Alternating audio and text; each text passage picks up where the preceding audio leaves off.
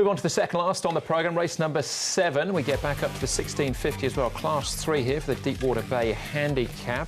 Charity Go drops in class. Blake Shin on board. He'll roll forwards. It's his first time in this grade. Shafana gets the gear change. Cheek pieces on for the first time. He likes to roll forward as well. Splendour of Gold. He's a 3-time winner. They've all been at Sha Tin though. Ha Ha Ha. Course and distance specialist. 4 times he's won here at Happy Valley. Regan Bayliss in the saddle. All You Know's a 2-time winner here as well. Perfect to play for Casper fans and Joe Murray. Good record, fresh. Last Kingdom with his first start for Douglas White. An amazing Satchmo. His wins have been coming at Sha Tin as well. Has placed a couple of times though at the city. Splendour and Gold, Stimulation, Ha Ha Ha, and Merry Go Win are the horses that have been at Chungfa. Deepwater Bay, lovely place to go and have a swim if you're visiting Hong Kong. I've got a shark net there and some pontoons to laze about on. I know, I swam to the shark net one day and it wasn't there, but it is now. Good to slow is probably the pace. You would expect Arcata might roll over from 12 for Aldo de Mea. Find the front. Last Kingdom obviously now in the Douglas White stable. You can see there's not a lot of foreseeable pace, so there may be 1 or 2 that want to change the tactics and roll forward.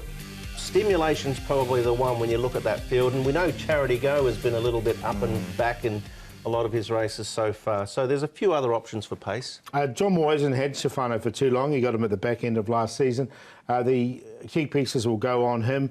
Zach Purden, Barrier 11. He did show a little bit of mid-season form last season, so he goes okay. Ha Ha Ha, he's been working nicely up at Chung Fa, and we know he loves Happy Valley. Just how forward he is, though. Regan Bayliss, just a bit tricky there, Barrier 9 for him.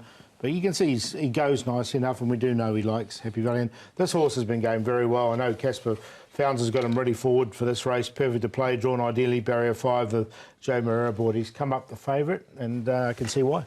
All right, that's where we're going to start in actual fact with Perfect to play in action. Let's take it easy involved here as well. Back at the end of June over the 1650. Let's take it easy. He's a 3-time winner over the course and distance. Has gate 1 for Alex Sly, but I've let him go. Of these 2, I'll be putting in Perfect to play. Form reasonably solid at this race course last season. Joe on lightweight, gate 5, looks to have more progress. Yeah, I agree. I've got him on top. I think this looks his race earlier on and from the low draw. All right, he's an inclusion for me as well. Next up, we're going to hear from John Moore. As Paul was saying, he hasn't had Shafano too long. Let's see what his thoughts are heading into Wednesday's programme. John Shafano, he had 1 run for you towards the end of the season. He's been gelded since then. What difference has that made? It's made a great difference, you know, character-wise and that. Much more tractable in his work. Zach got off and said he felt he was a different horse. Trialled well. A lot of my horses, I'm telling the press that they were all in need of a hitter, but he pretty clean-winded, drawn awkwardly, but with the Zach attack on board and everything, I believe he'll get across. He'll be probably midfield or worse, and I still, you know, think at this time in the season he'll be hitting the line strongly, but there is improvement to come. You've had this horse for a couple of months now. Have you had a chance to sort of get more of a handle on what he's like? Definitely, you know, with feedback from the riding boys and then also, you know, his demeanour in the stable and everything. He's eating very well, doing everything right. The gelding was a big plus, and I think he's got a future in overground. We've had a big morning of trials here, John. Just can we get, while you're here, an update on Beauty Generation, when we could see him trialling and what sort of condition he's at as we speak? Well, I think he's a little more forward than he was last season. He'll trial on the 24th. I'll approach Stephen Higgins and Mr. Kelly about the possibility of putting on a turf trial over 1,000 metres on the 24th, open to all horses that are running both in the 1,000 and the 1,400 on the 1st of October. So that would be the work plans for him. And then on to the 1st of October, very exciting season to come.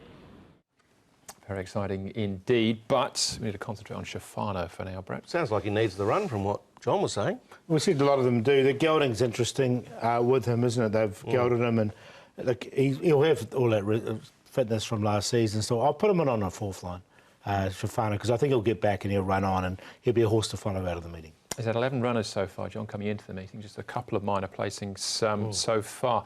Splendour and Gold, the next one to have a look at, along with Stimulation. It's been a little bit of a disappointment to me, Stimulation, but Splendour and Gold had a good season. Yeah, I don't think he's settled in, has he, Stimulation? 12 starts now, just 1 second, but Tony Cruz has got a knack of just keeping them going, and eventually they run themselves into form, so he wouldn't be a surprise. Splendour and Gold won 3 of his last 5, and he gave the indication last season that there's more rating points in hand. This is a nice trial closing off. Can he handle the Valley? That's a question mark alongside of his name, but at this stage of the season, when there's a fair bit of unknown about a lot of horses, I want to look for something that's got a bit of value in it, and I think he will have it. All right, Last Kingdom, stable change for him in the off-season? He's had a few stables, hasn't he? He's been with Tony Millard. He's also been with Paul O'Sullivan as Last Kingdom. He's now with Douglas White. And we've seen Douglas White already on these maidens with these horses. It'll be interesting to see how this horse does go. Barrier 6 for him. Should get a nice run. Yeah, I've got him in the numbers. Yeah, he's gone from South Africa to New Zealand, back to South Africa. I've got him in too, just because Douglas White is doing good things early with these horses that he's picked up, so he's in. That was more than this as well. Looked like he jumped in halfway down the straight there with Zach Pert in the saddle, trialling. Looking forward to him coming back. All right, those are the clues. What's the result for? With the favourite here, I think King of the Valleys, Casper Founds has got this horse perfectly prepared for this race. He should get a nice run from Barrier 5, Joe Moreira aboard. So he's on top. Last Kingdom. Look, he's almost won a couple of races, this horse, and has run well at Happy Valley before. Carter, now he could be dangerous if they leave him alone in front. He's a big price as well. And I think Stefano will get back and he'll be the one running on. 10, 11, 3, 2. Another race where I want a little bit of value, and I'm going to go with Splendour and Gold. Won 3 of 6, comes to the Valley first time. We just saw the trial. He'll get back. Let's see what he's got. You'll get a price by the looks of it, 16 to 1 at the moment. Perfect to play, Last Kingdom, Carter. Charity Go off the inside draws interesting. He's got the class clearly from what we saw of him at his better efforts last season. So another tricky contest, but as Paul's highlighted, I think Perfect to Play is probably a good banker type, but I've gone with the 4. Yep, 4 for me as well, Splendour of Gold. On Charity Go, I thought he was going to be a Derby horse last season. He's now in Class 3, but the trial looked ordinary, so it did. I'll leave him alone. Yeah.